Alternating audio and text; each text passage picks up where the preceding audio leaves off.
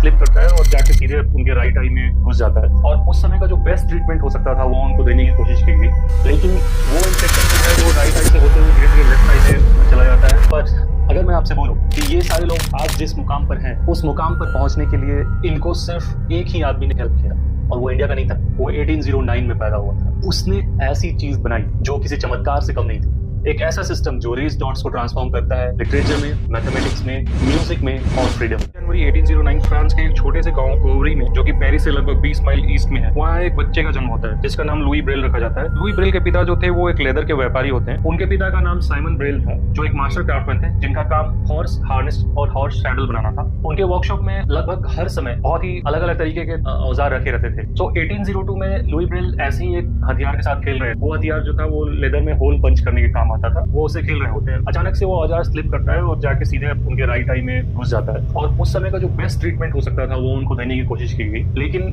वो इन्फेक्शन जो है वो राइट आई से होते हुए धीरे धीरे लेफ्ट आई में चला जाता है। ये कंडीशन था जिसे सिंपैथेटिक ऑप्थेल्मिया कहते हैं। 5 साल की उम्र तक वो कंप्लीटली अंधे हो चुके थे और उनकी दुनिया पूरी की पूरी डार्क हो चुकी थी।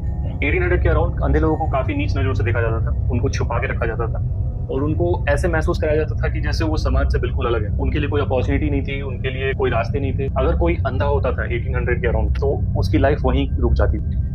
इस मामले में उनके पेरेंट्स काफी सपोर्टिव थे। जो साइमन लुइस थे उनका लेदर का कारोबार था, जैसे कि मैंने पहले बताया था। उन्होंने क्या किया, उन्होंने एक लेदर के अल्फाबेट्स बनाए जो कि थोड़े से उभरे हुए थे, और उनको टच करके अल्फाबेट्स, साथ ही साथ उनकी मॉम ने ये इंश्योर किया कि जो लुई ब्रेल है वो अपने बाकी सिबलिंग्स के साथ एक नॉर्मल स्कूल में पढ़े, ताकि उनको एक नॉर्मल इंसान की फीलिंग आए, ना कि एक ऐसे इंसान की फीलिंग आए जो कि समाज से बुला दिया गया है। फरवरी 1819 में 10 साल के लुइस ब्रेल को एक